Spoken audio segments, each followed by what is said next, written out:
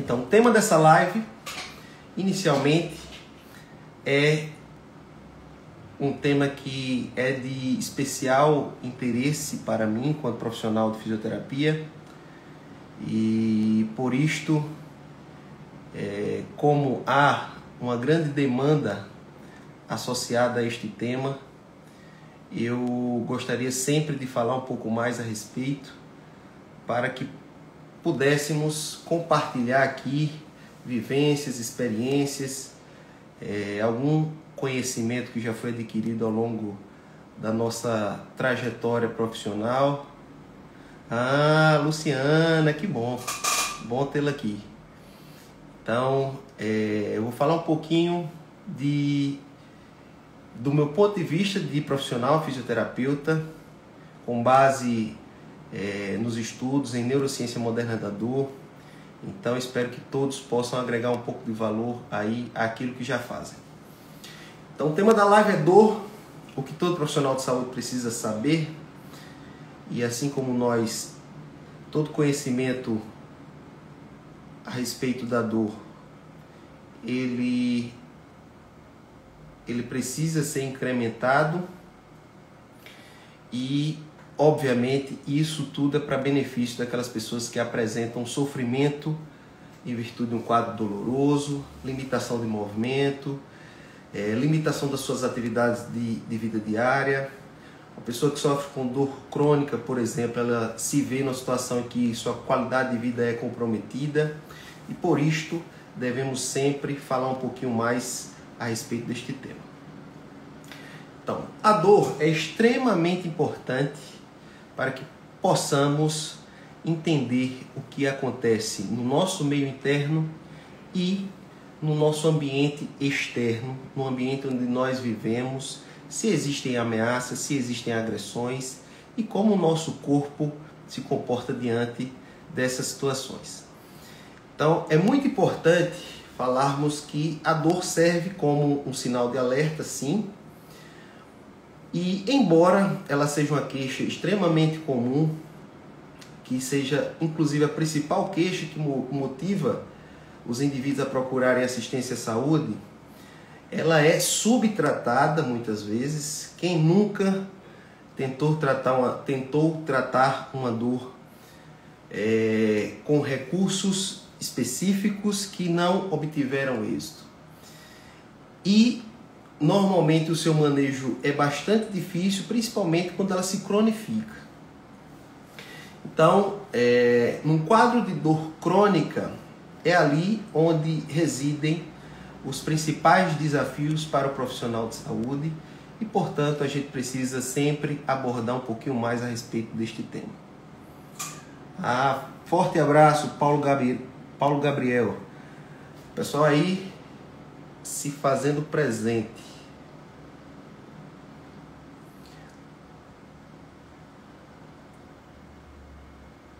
Existem 3 dimensões específicas no que se diz respeito à dor. Isso foi proposto por Melzack e Casey, que propuseram essas dimensões, que são, de certa maneira, conhecidas por grande parte daqueles que estudam esta temática.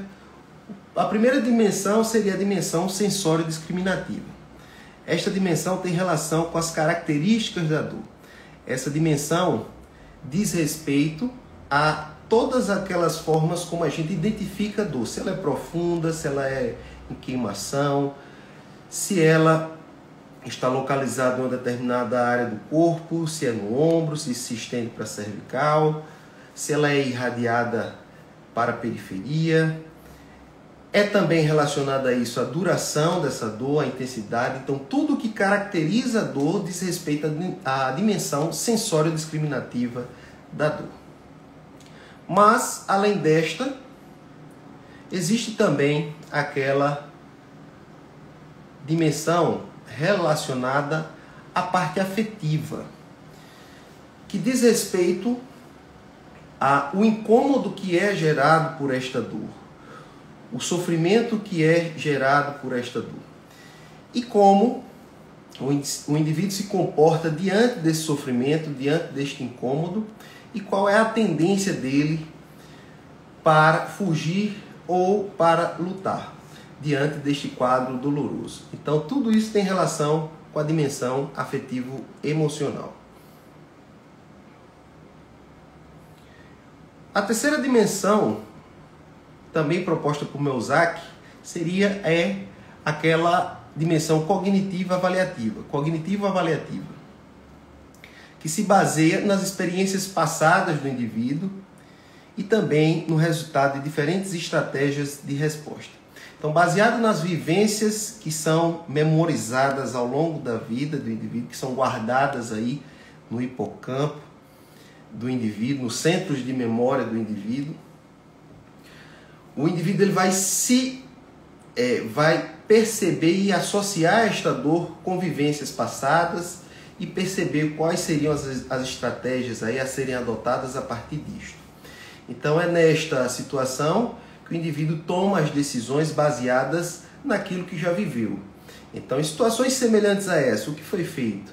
Então, muitas pessoas normalmente tendem a se automedicar, tendem a utilizar recursos que podem ajudar no alívio dessa dor. Então, alguma atitude deve ser tomada diante desta percepção associada a, inclusive, vivências passadas que foram vivenciadas, que foram experimentadas pelo indivíduo ao longo da vida. Por este motivo, é importante perceber que cada dor experimentada por um indivíduo é algo muito subjetivo, muito individual. Cada um tem a sua própria percepção da dor, se ela é mais profunda, se ela é latejante, se ela tem determinadas características, se ela causa mais sofrimento, isso aí já se referindo à dimensão afetiva, se ela vai produzir um efeito de o indivíduo entrar em uma situação de pânico, de desespero, que seriam os resultados aí daquilo que o indivíduo toma para si como sendo a resposta a esse sofrimento. Então tudo vai depender das experiências passadas individuais de cada um indivíduo que sofre com um quadro doloroso. Portanto, todas essas dimensões estão interligadas e elas interagem para afetar as consequências motoras e comportamentais responsáveis pelo complexo padrão de resposta à dor. Portanto, a forma como as pessoas respondem a esta dor, como elas percebem, como elas agem frente a uma experiência dolorosa, pode ser o mais variado possível de acordo com a subjetividade de cada um.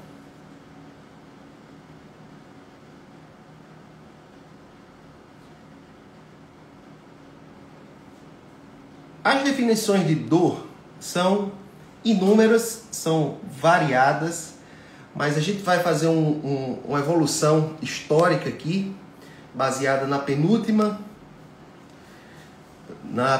definição da IASP, que é a Associação Internacional do Estudo da Dor, que foi de 1979, no qual esta associação define a dor como uma experiência sensitiva e emocional desagradável associada a uma lesão tecidual, real ou potencial, ou descrita nos termos de tal lesão.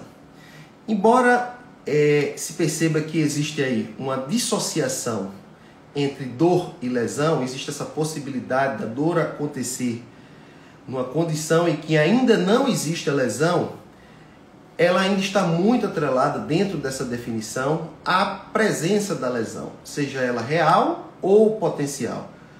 Em situações em que não há risco de lesão, para esta definição, não existe a possibilidade da ocorrência de dor. Portanto, segundo esta definição, a lesão tecidual é um antecedente comum da dor, embora não seja o único. A dor, portanto, assume aí, nesta definição, um caráter multidimensional associada à sua origem. Se formos um pouquinho mais adiante, existem inúmeras outras tentativas de definir dor por diferentes autores. Em 2011, Wright tentou definir dor como sendo uma sensação desagradável. que mais tarde ela foi incrementada como sendo, essa definição como sendo uma experiência angustiante. Ela também já foi, por outros autores, dita como experiência somática desagradável.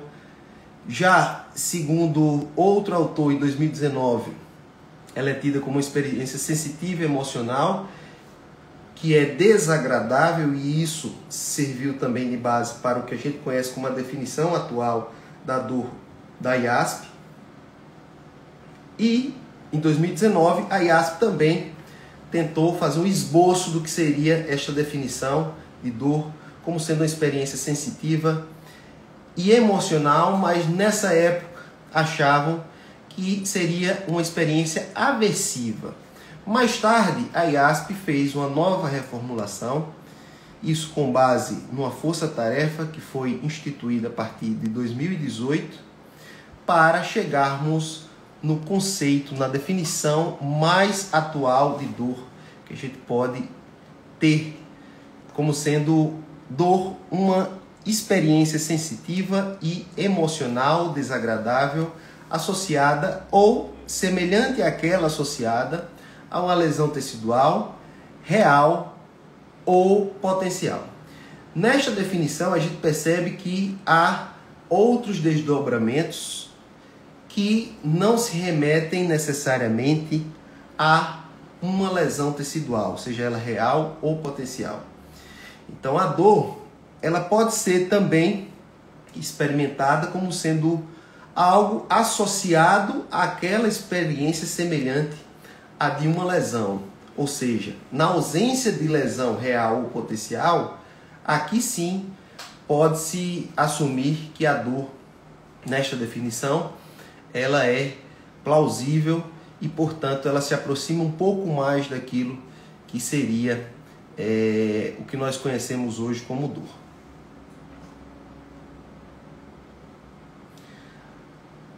Só que, baseado nesta força-tarefa que foi instituída desde 2018 até 2020 pela IASP, pela Associação Internacional do Estudo da Dor, algumas notas complementares a esse conceito, elas foram publicadas. Então, essas notas são extremamente valiosas para que possamos ampliar ainda mais essa compreensão acerca da dor. Então, segundo a IASP, a dor é sempre uma experiência pessoal, ou seja, subjetiva, que é influenciada em graus variáveis por fatores biológicos, psicológicos e sociais. A partir daí, o modelo biopsicossocial, ele assume um certo protagonismo, ele assume aí uma relação mais forte no conceito da dor, associado ao conceito da dor, tendo em vista que os aspectos relacionados à dor, eles não estão restritos a tecidos biológicos que podem estar sendo agredidos, no caso de uma lesão tecidual, ou ainda na iminência da ocorrência de uma lesão, como no caso de uma lesão potencial. Então, outros aspectos além dos biológicos, como por exemplo aspectos psicológicos, podem interferir no resultado final de dor, seja intensificando essa dor, seja prolongando essa dor, fazendo com que ela persista um pouco mais, e também relacionando-se aos aspectos sociais. Haja vista que a experiência do isolamento social ou do distanciamento social que foi visto aí durante a pandemia, esse distanciamento, esse evento social aí atípico, ele trouxe sérias consequências nos quadros dolorosos dos indivíduos que nós conhecemos, que nós atendemos, e isto pode ser percebido inclusive no ambiente familiar. Pessoas que antes não se queixavam de dor na coluna passaram a se queixar mais de dores em virtude de não poder também interagir com o meio social em que eram habituados a viver. Então, o convívio social é muito importante também, ou as interações sociais, melhor dizendo, são muito importantes aí para o aspecto de um quadro doloroso, tendo em vista que esse modelo biopsicossocial ele ajuda muito mais a compreendermos que a dor vai muito além do aspecto biológico e muito além do aspecto tecidual. A segunda nota publicada pela IASP é a de que dor e nocicepção são fenômenos diferentes. Haja vista que a nocicepção ela está associada à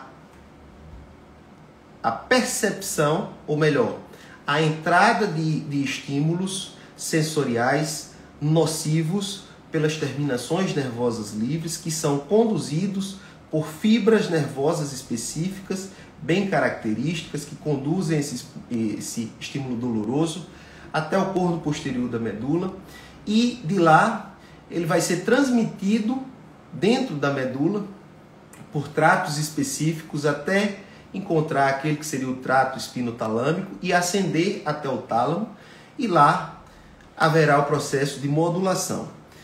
Entretanto, para que o indivíduo perceba a dor no córtex somatosensorial, ou seja, para que esse estímulo saia do tálamo e alcance o córtex somatosensorial, é muito importante que o tálamo facilite este impulso nervoso até alcançar essa zona de projeção da dor que se encontra no córtex somatosensorial. Tendo em vista que isso é algo que pode ou não acontecer, nem sempre quando o indivíduo sofre, por exemplo, uma agressão na periferia, um dano tecidual ou outra situação que seja nociva, que seja potencialmente geradora de dor, nem sempre isto causa dor. Então vocês vão lembrar muito bem que em algumas situações vocês já perceberam que sofreram um corte e que este corte não causou dor, mas e que este mesmo corte, em algum momento que vocês perceberam um sangramento ou algo semelhante, vocês se deram conta de que aquela lesão tecidual ela não foi suficientemente grande para desencadear um estímulo perceptível ao nível cortical de que ali houve um evento nocivo. Então, neste caso, dor e nocicepção são fenômenos diferentes e a dor não pode ser determinada exclusivamente pela atividade dos neurônios sensitivos. Então, as etapas de percepção da dor, até a percepção da dor, elas são variadas e não se restringe somente à nocicepção. Além disso, a terceira nota que foi publicada pela IASP é a de que, através das suas experiências de vida, cada pessoa aprende o seu próprio conceito de dor. Aprende na pele o que é que significa dor. Então não adianta somente aqui teorizarmos, sem que necessariamente o indivíduo reconheça que aquele evento ali, aquela experiência é uma experiência dolorosa. E para que isto aconteça, basta que o indivíduo viva, exponha o seu corpo a diferentes estímulos que, cedo ou tarde, ele vai experimentar um evento aí nocivo ao ponto de desencadear uma percepção dolorosa ao longo da vida. Portanto, isto é algo muito subjetivo.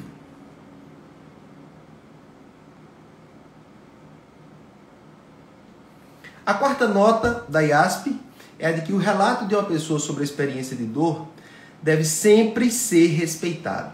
Muitas pessoas falam que quando não há lesão, muitos profissionais de saúde se recusam a acreditar que o indivíduo sem uma lesão tecidual identificável por exames de imagem ou exames laboratoriais, por exemplo, essa pessoa só possa apresentar dor em caso de uma dor de origem psicológica. Muitas pessoas podem ter experimentado isto, passado por uma situação semelhante a isto, seja enquanto profissional ou acadêmico de saúde, seja enquanto aquela pessoa que vivencia algo semelhante a de uma dor sem a presença de lesão.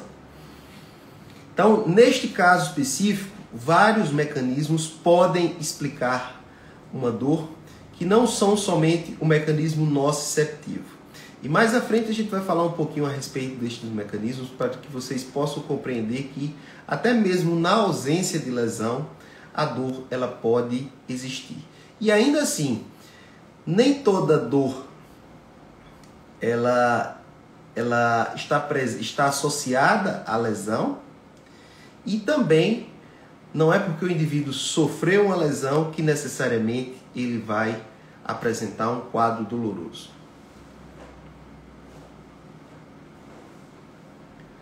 Passando para o quinta e penúltima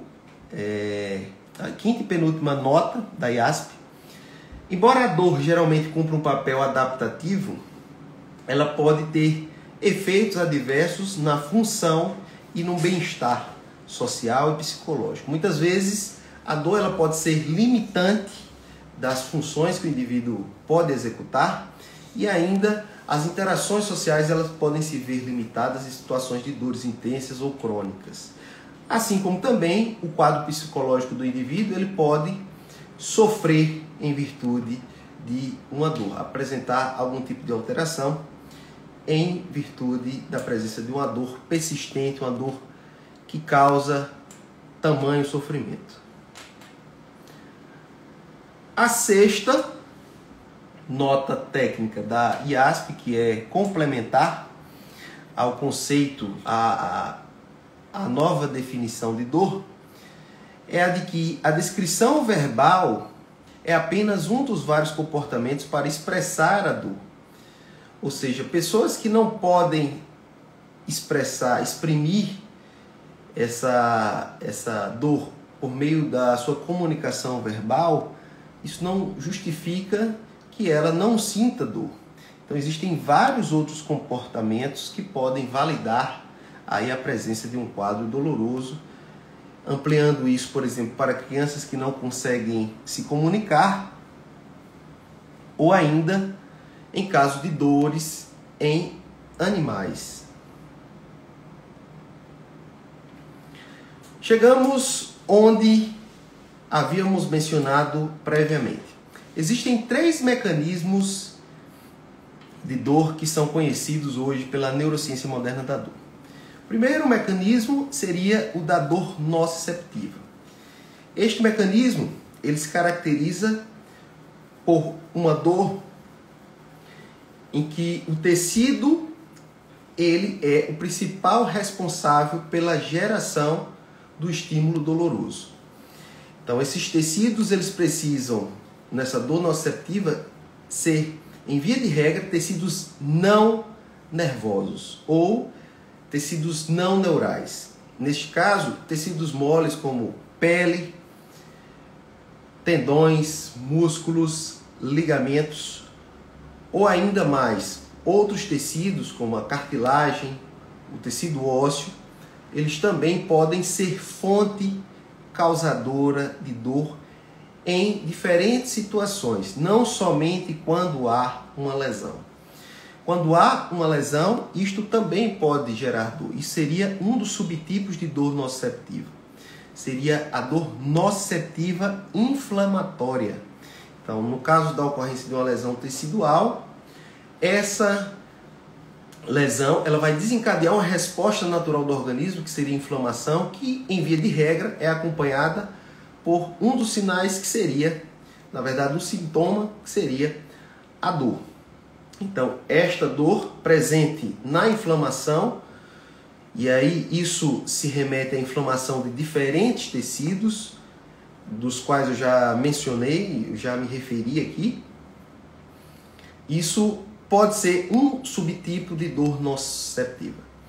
Só que existem 2 outros subtipos de dores nociceptivas. Um que está associado ao estiramento mantido dos tecidos moles. Então, quando a gente, por exemplo, faz um experimento como esse, de tentar estirar tecidos moles por um período mantido, então se a gente vai até o limite da amplitude de movimento de uma articulação e mantém esses tecidos estirados, a partir de um determinado período a gente vai experimentar uma sensação dolorosa que está associada à sensibilização das terminações nervosas desses tecidos moles. E aí vocês vão perguntar, nesse caso, houve lesão?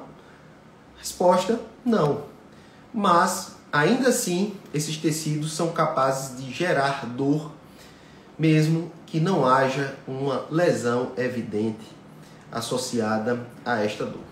Isto seria o segundo subtipo da dor nociceptiva.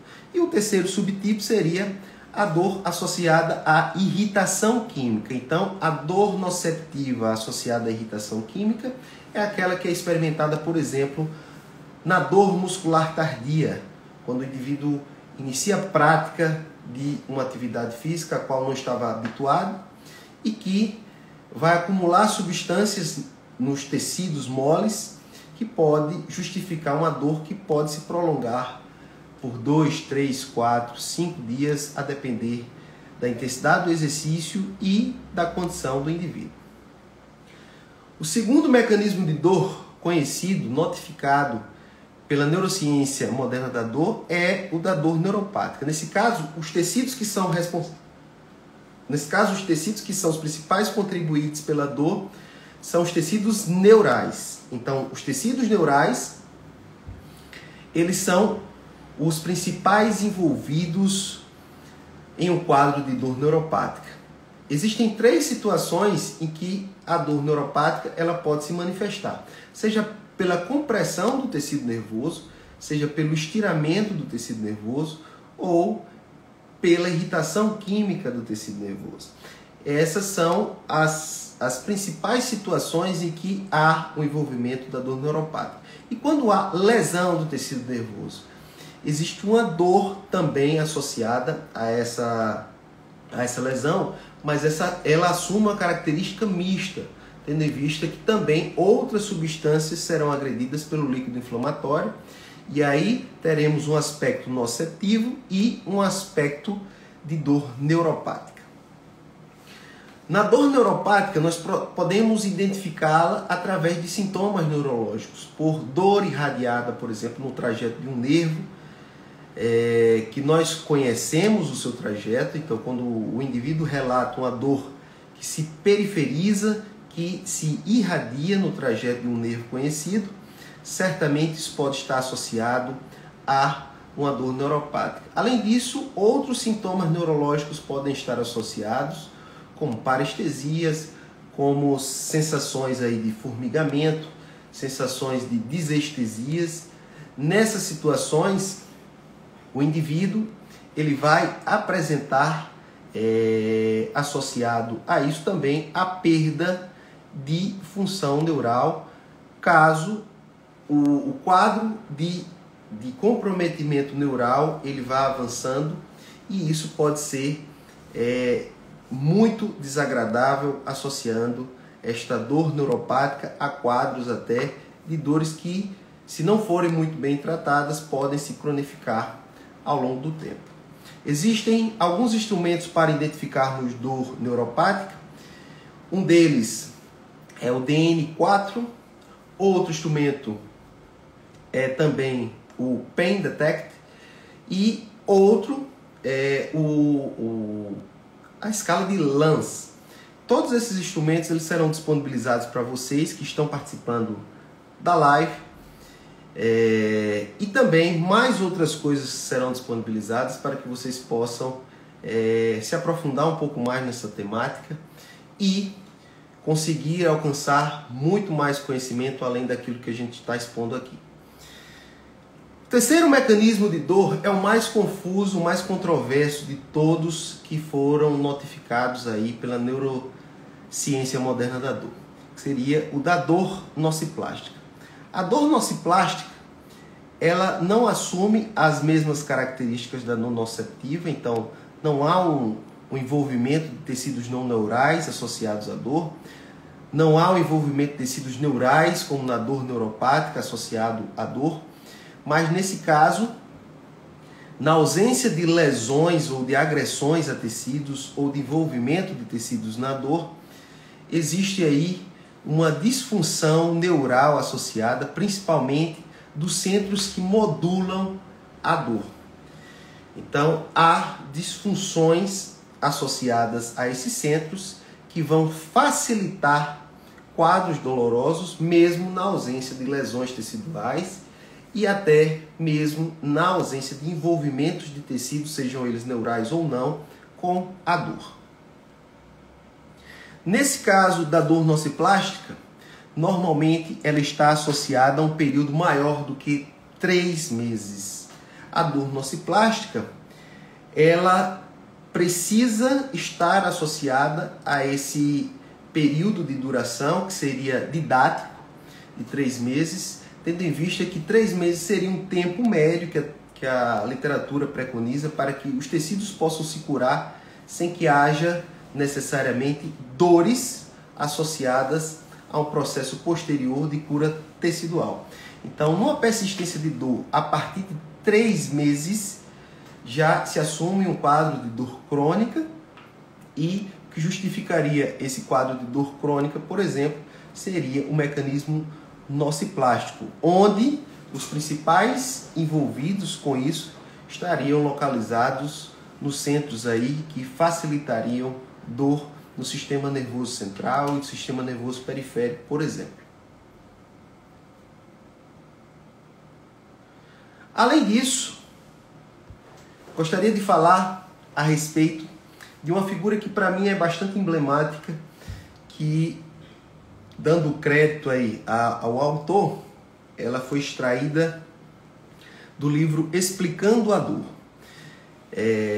No livro, o David Butler e o Mosley, eles expõem essa figura para explicar que a dor associada aos tecidos, ela vai ter um comportamento muito característico. E aí ele dá um exemplo de uma dor inflamatória, uma dor nociceptiva inflamatória. De um lado, neste gráfico, a gente vê a intensidade da dor na vertical, e na horizontal a gente percebe aí a duração desta dor. Sabendo que essa dor ela vai se iniciar a partir do momento em que há a lesão, ela vai se comportar dentro deste gráfico, fazendo essa curva sinuosa, e ela deve passar pelas 3 fases do processo de cicatrização, dos 3 fases do processo de cura tecidual, que inclui inflamação, proliferação fibroblástica e remodelação. Então, durante todo esse período de inflamação, proliferação fibroblástica e remodelação, essa dor ela tende a atingir um ápice, depois ela se estabiliza, e a partir do momento que o tecido começa a se curar, a cicatrizar propriamente dito, a haver a cicatrização propriamente dita, haverá uma regressão do quadro de dor até o estágio inicial. Então, tendo em vista que o período de cura tecidual para a literatura, o período médio de cura tecidual, ele se dá a partir, ou pelo menos num prazo de 3 meses, isso depende muito da extensão de uma lesão, da gravidade dessa lesão, da profundidade dessa lesão, que pode variar para mais ou para menos, sabendo que isso é puramente didático. Tomando-se em consideração esse prazo didático, se em 3 meses essa dor ela não regride e ela assume ainda um comportamento aí de se manter flutuante, semelhante ao estágio prévio, quando havia processo inflamatório, processo de reparação fibroblástica, de proliferação fibroblástica, isso indica que, nestes casos de persistência dessa dor, a dor ela não está mais associada aos tecidos envolvidos que foram previamente lesionados.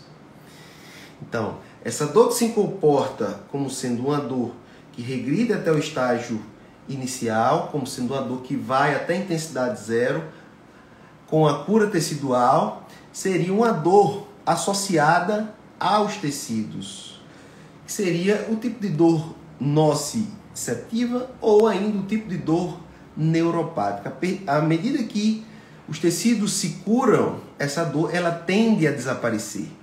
Mas numa dor nociplástica, que é esta que flutua a partir dos 3 meses e se mantém posteriormente ao prazo que seria o prazo estipulado para a cura tecidual, e se mantém até por muito mais tempo, é muito provável, segundo David Butler e Mosley, que essa dor ela esteja associada à lesão tecidual. Ou seja, essa dor ela não tem mais relação com a hérnia de disco. Essa dor ela não tem mais relação com a agressão tecidual que foi comprovada por meio de um exame de imagem.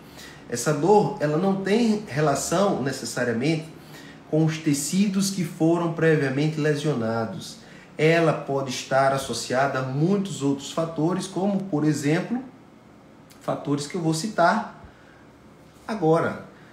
Sensibilização central, por exemplo, crenças limitantes, como crença de medo, evitação, catastrofização, cinesiofobia e também os nocebos, que são mensagens que são incutidas no paciente, no indivíduo que sofre com dor, falando que ele não pode fazer isso, falando que sua lesão é extremamente grave, tendo em vista que isso já passou até do prazo de cura tecidual.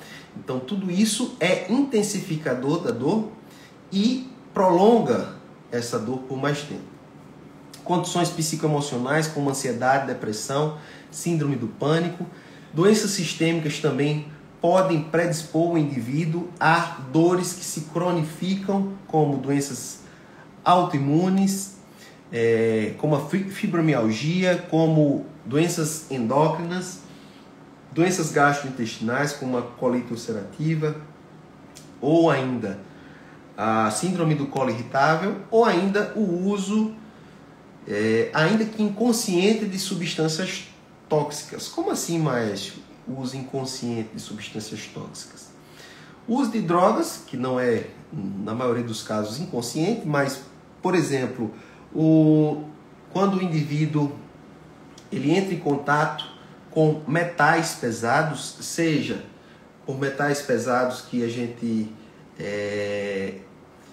coloca diretamente sobre a pele, e isso é muito amplamente utilizado, por exemplo, nas maquiagens, na maioria delas, nos aerosóis, em substâncias que são colocadas sobre a pele, então que possuem metais pesados, e aí parte desses metais eles podem ser absorvidos, e isso também de uma forma crônica, um uso continuado dessas substâncias, pode levar a um processo de cronificação, facilitando vias aí de nocicepção, facilitando, seja na periferia, seja no sistema nervoso central, esse estímulo doloroso.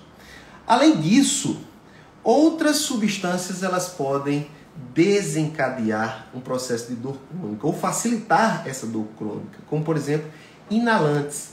E aí muitas pessoas estão inalando substâncias ou estão sem perceber, expostas a algo que ela inala, e muitas vezes ela nem percebe o cheiro, que pode ser extremamente tóxico, que pode se acumular em tecidos biológicos e que pode facilitar dores referidas, por exemplo, em outras regiões que não, por exemplo, no pulmão ou nas vias aéreas ou em áreas da coluna vertebral. E quando o indivíduo faz o exame de imagem, não existe nenhuma lesão associada a este quadro doloroso.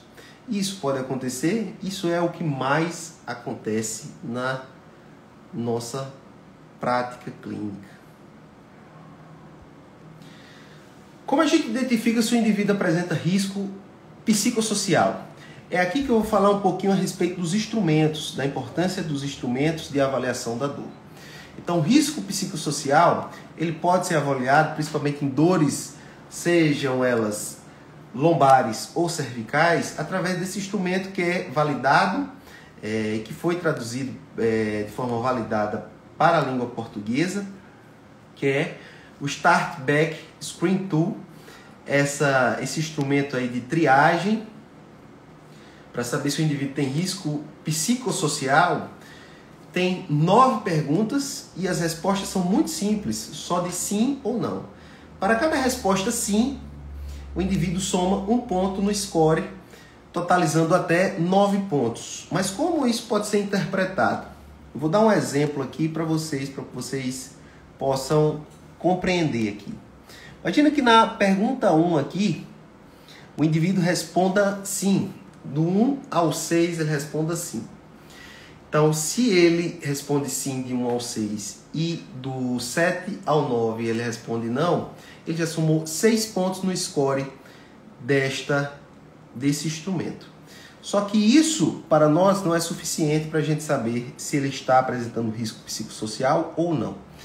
Se na escala ele assume valores de ponto de corte 3, de 3 para baixo ou de 3 para cima, isso pode determinar se ele está com baixo risco psicossocial, ou seja, baixo risco de cronificar sua dor, seu quadro doloroso. Então, scores de 3, de 2, de 1, nesse instrumento, podem indicar baixo risco psicossocial ou baixo risco de cronificação, enquanto que scores de 4 a 9 podem indicar um médio ou alto risco de cronificação. Levando em consideração que o indivíduo teve um total de 6 pontos respondendo sim, somente da questão 1 à questão 6, percebam onde ele se enquadraria nessa triagem aí. Mais abaixo, a gente percebe aqui, ó, para saber se ele tem um risco psicossocial médio, ele teria que assumir uma pontuação de 3, 2 ou 1 para as questões de 5 a 9. E de 5 a 9, ele só teve positiva a questão 5 e a questão 6. Ou seja, ele assume pontuação 2. Então, nesse caso, ele seria um exemplo de indivíduo que teria médio risco psicossocial. Esse indivíduo já seria triado para a educação terapêutica em dor. Nesse caso específico, informar ao paciente sobre todas essas definições, o caráter individual, subjetivo da dor, a importância biopsicossocial, dos aspectos biopsicossociais da dor, a importância de ele estar distante de fatores que são cronificantes da dor, que vão desde aspectos psicológicos, sociais, até aspectos biológicos, como, por exemplo, exposição a substâncias químicas que a gente nem percebe que pode, de certa maneira, cronificar uma dor. Nesses casos específicos, a gente pode fazer com que um indivíduo, se afastando de situações que são cronificantes, ele possa progressivamente diminuir esse seu risco de cronificação ou esse seu risco psicossocial, evoluindo nessa escala aí da Start Back Screening Tool. Nesse caso específico, é uma possível alternativa para uma situação em que o indivíduo apresenta risco de cronificação. Uma mensagem aqui final para esta apresentação: aprender é a única coisa da qual a mente nunca se cansa, nunca tem medo e nunca se arrepende. Então, eu gostaria inclusive de facilitar o aprendizado de vocês cada vez mais, e por isso eu tenho uma lista de coisas aqui para passar para quem está presente nesta live até agora. Então, além disto, eu gostaria de deixar uma mensagem final para todos, que é talvez a mais importante de todas. Talvez não, com certeza é a mais importante de todas. É muito importante que possamos dar graça em tudo, né? Em tudo dai graça, porque esta é a vontade de Deus em Cristo Jesus para convosco. Então, se estamos aqui, que possamos agradecer a Ele por nos permitir compartilhar coisas boas e nunca esquecer de agradecer a Ele por essas oportunidades. Nunca, nunca, nunca, nunca, nunca, nunca, nunca, nunca.